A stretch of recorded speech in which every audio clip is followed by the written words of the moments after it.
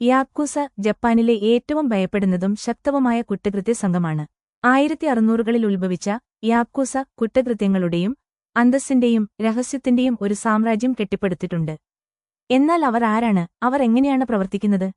രഹസ്യ മാഫിയകളിൽ നിന്ന് വ്യത്യസ്തമായി യാക്കൂസ പരസ്യമായി പ്രവർത്തിക്കുന്നു. അവരുടെ അംഗങ്ങളെ എളുപ്പത്തിൽ തിരിച്ചറിയാൻ കഴിയും.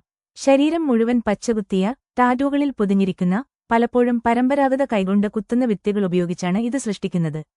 ഈ ടാറ്റൂകൾ വിശ്വസ്തത, ശക്തി, സംഘത്തിന്റെ ഭാഗമാകാൻ സഹിച്ച വേദന എന്നിവയെ പ്രതീകപ്പെടുത്തുന്നു. യാക്കൂസയുടെ ഏറ്റവും കുപ്രസിദ്ധമായ പാരമ്പര്യങ്ങളിലൊന്നാണ് യുബിറ്റ്സ്യൂം, പരാജയത്തിന് ക്ഷമാപണമായി ഒരു വിരൽ മുറിക്കുന്ന ആചാരം. നഷ്ടപ്പെട്ട ഓരോ വിരലും അവരുടെ തെറ്റുകളുടെ സ്ഥിരമായ ഓർമ്മപ്പെടുത്തലായി വർത്തിക്കുന്നു. നിയമവിരുദ്ധമായ ചൂതാട്ടം, മയക്കുമരുന്ന്, കൊള്ളയടിക്കൽ മുതൽ നിർമ്മാണം, റിയൽ എസ്റ്റേറ്റ്, രാഷ്ട്രീയം പോലുള്ള നിയമാനുസൃത ബിസിനസ്സുകൾ വരെയുള്ള വ്യവസായങ്ങളെ യാക്കൂസ നിയന്ത്രിക്കുന്നു. അവരുടെ ഉന്നതിയിൽ അവർക്ക് 1,80,000-ത്തിലധികം അംഗങ്ങളുണ്ടായിരുന്നു. എന്നാൽ കർശനമായ നിയമങ്ങളും നിയന്ത്രണങ്ങളും അവരുടെ എണ്ണം ഗണ്യമായി കുറച്ചിട്ടുണ്ട്. കുറ്റകൃത്യങ്ങൾക്കിടയിലും ചില യാക്കൂസ ഗ്രൂപ്പുകൾക്ക് വിചിത്രമായ ഒരു ബഹുമാന സൂചനയുണ്ട്. 2011-ലെ സുനാമി പോലുള്ള ദുരന്തങ്ങൾക്ക് ശേഷം സഹായം നൽകിയ ആദ്യ വ്യക്തികളിൽ അവരും ഉൾപ്പെടുന്നു. ജാപ്പനീസ് സമൂഹത്തിൽ അവരുടെ സങ്കീർണമായ പങ്ക് ഇത് കാണിക്കുന്നു.